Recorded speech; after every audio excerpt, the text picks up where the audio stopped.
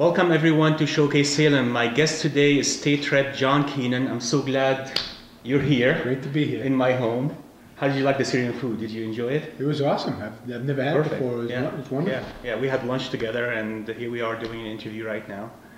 The first question I have for you is about the Dominion power plant. What's the status of that? What's going to happen in the future for the plant? You know, the timing of that is perfect, as we actually have a meeting coming up this week to discuss the committee that's been formed to review the future use or reuse of that property. Last year, Senator Berry and myself and Mayor Driscoll were able to get a $200,000 grant from Secretary Ian Bowles to hire a consultant and come in and talk to people in the community and talk to experts and speak to the ISO, the independent system operator, to see what the needs were going forward for the future. As I would agree with you, I think perhaps of all the issues most challenging for Salem going forward in the next decade, I think the Salem Harbor Station in its transition in one form or another is probably the most difficult. I'm hopeful that my sense is it will continue to be a generating facility, but in all likelihood in a different capacity, probably with natural gas or in some other way such as that. But we'll see what the committee finds out and reports, and we'll take it from there. I mean, natural gas isn't really green. I mean, are we going green or aren't we going green here in the state? Well, it's greener than coal. I guess I would. Greener than coal, I would say yeah, there's less issues than coal. You know, the issues actually mining the coal are, problematic as well.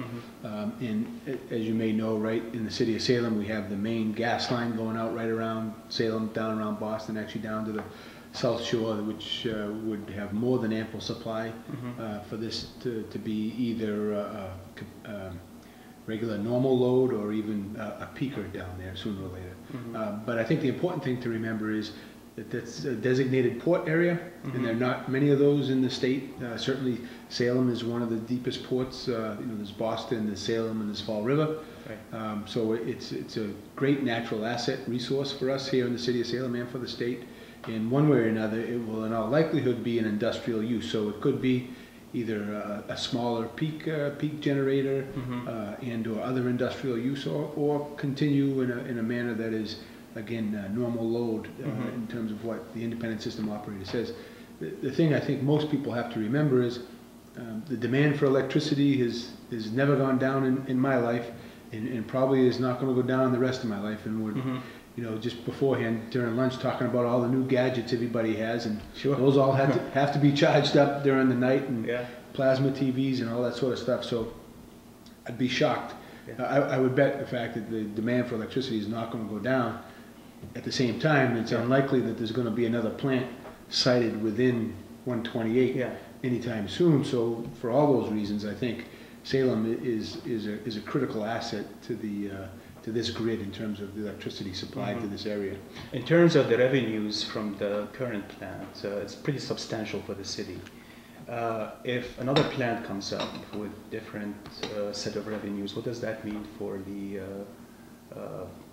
homeowners here for their taxes? No, that is certainly the critical issue going forward, and we have in place right now sort of a tax break backstop, if you will. In the Green Communities Act 2 years ago, Senator Berry and myself, with the support of Governor Patrick, put in a provision that said if the taxes were to go down from that plant subsequent to the implementation of RGGI, or the Regional Greenhouse Gas Initiative, of which Massachusetts is one of the 10 states, I think, the New England states plus New York and New Jersey, that are in this RGGI compact that on a quarterly basis basically sells the ability to burn coal at a fossil fuel plant. The monies that come in from that will balance off what we lose in tax revenues. At the present time, that only goes through December 31st of 2011. The mayor and I just spoke with the governor on Wednesday about basically extending that another 5 or 10 years, so that the impact of revenues in the city of Salem wouldn't really interfere with the proper decisions that we have to make for the transformation of that property. So I think that's really important for the homeowners and the taxpayers in Salem, because otherwise the pressure from that property going from what its existing rate right now, 4.75 million, down to certainly less than that, would be very difficult to absorb in, Sure. in the tax base. Sure. And Dominion, of course, made a generous contribution to Salem Public Schools, $1 million last year. And, yeah, you were floored. I remember. I was floored, Yeah. and I have to say, in a pleasant way. Dominion and Salem Harbor Station, even with its previous owners, have always been very generous to the community. I've been involved with the Salem Education Foundation for going on, I think, 12 years now, and they've always been very supportive of us, always been our biggest sponsor every year. Dominion has continued in that tradition and really hit it out of the park with the $1.2 million donation they made to the city of Salem, $1 million to the city itself for basically STEM, or science, technology, engineering, mathematics programming going forward for K through 8, and then also $100,000 to Salem Cyberspace, which again is a wonderful program here in the city of Salem, and then $100,000 to the Salem Education Foundation, again for grants that they make to teachers here in the city of Salem. Who has oversight over the money right now? What, Dominion and the city? Or? The $1.2 million was actually contributed directly before the end of the calendar year to the city of Salem. Then that will be dispersed from the city of Salem to Salem Cyberspace and to the Salem Education Foundation. And in fact, Salem Education Foundation and Salem Cyberspace are sort of in preliminary talks of some sort of partnership actually going forward to see if they can parlay or leverage some of those resources for another fund drive capital campaign going forward. So it's great news for the city of Salem. Yeah. And higher education, Salem State College recently became Salem State University, thanks to you and the governor and a bunch of legislators. 6 other colleges actually in the state have become universities. And Salem State College has always been a university in a sense. You know, we're a teaching university, as you know. What does that mean for Salem State to become a university? Yeah, I think you hit the nail on the head when you say the college really, in everything but name, has been a university for a good 20 years or so anyhow. So this was really just an opportunity to have truth in advertising, I guess, when you're telling people they're going to come to Salem State University, folks from out of the state, folks from out of the country coming here and attending Salem State. So it was an opportunity not only to brand what we have in the quality of education we have in the city of Salem, but as you mentioned, in a lot of the other campuses around the Commonwealth as well, who do a wonderful job. Bridgewater, 5 of the other colleges as well that, like Salem State, have a great program. I'm a little bit biased. I think Salem State is the leader of that group, but it's a tremendous opportunity for the city of Salem, and certainly for President Meserve to come in and sort of put together what she believes will be the vision and the future of the university. And it's an exciting time for me to serve and work with all of you at Salem State also. It was a lot of fun pushing that bill through this year. We had a lot of cooperation. Our whole North Shore delegation, quite frankly, has been wonderful in support of the college and now the university, and helping us get that through. Representative Ted Spiliotis was the vice chair of higher education at the time when we really needed a push, and he was great. But everybody in the delegation was really supportive of this, understanding that the university is really an economic engine and in force on the North Shore to help bring us out of this recession and educate the students and adults to the degree so that they can work and be productive. As you know, this library has been out of production at Salem State University for almost 2 or 3 years now. And there is a plan to build a new library / science building, supposedly. Right. What's the status on that? It's exciting. It's funny you mentioned that. I have 2 shovels in my collection as a state representative, and they're both from Salem State. One from Marsh Hall in the new dorm, and the second one I just got recently from the groundbreaking for the building of the new library and science center. The goal is to have that up, I think, at the beginning of 2012. So that's going to get really underway in the next few months. We're in the winter season now, but they're already starting to dismantle inside, as I understand it, and taking down there's some issues with asbestos and removal and those sorts of things, hazardous materials that they have to get out of there first. But in the next year or so, you should see a major transformation, and again, I think the focus being on a campus setting, which again, I think I have to commend President Meserve for her ability to communicate with the neighborhood. You know, Salem State. She's been excellent president, I have to say. She gets out there, she talks to the neighbors, you know, we're gonna be doing this, how will that impact you? How can we make it so it's a win-win for everybody? And that's critical. Councilor O'Keefe over there, and before that, Councilor Vino and Councilor Ronan now have developed great relationships with the university, and she continues that. And I think we'll continue to see that as we see the expansion, I shouldn't say expansion, the redevelopment of the university, the development of the Ware property across the street from, you know, the central campus and the business school. And I have nothing but optimism for the university as we go forward. The possibility of expanding even into downtown Salem with looking at the two, which will soon be this summer, vacant courthouse buildings with graduate programs and otherwise, and really having you know, the college students and perhaps even graduate students interacting with the downtown business. Has there been resistance from the neighbors about students going into that neighborhood at all, or in downtown?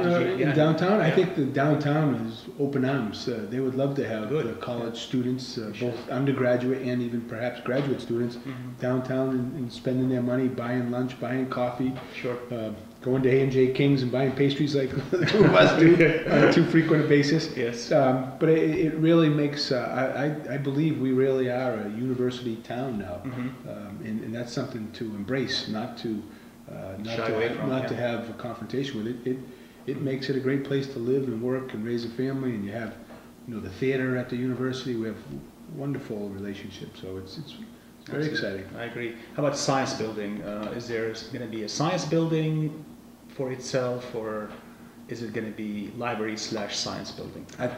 My understanding is sort of combination. Yeah, I mean, you know, having just built the dorms over there and the need to demolish this and build a new, is, I don't want to say a strain on the capital bonding ability of the state, but in the city of Salem we have quite a bit of capital projects going on. We have the new courthouse, which in this phase is a $100 million project. The next phase will be another $60 million to renovate the probate court. We have the new garage that's, you know, hopefully in the ground by the end of the year, or certainly early 12, which is another $30 million. So we have some significant projects going on. We hope to build out the new wharf.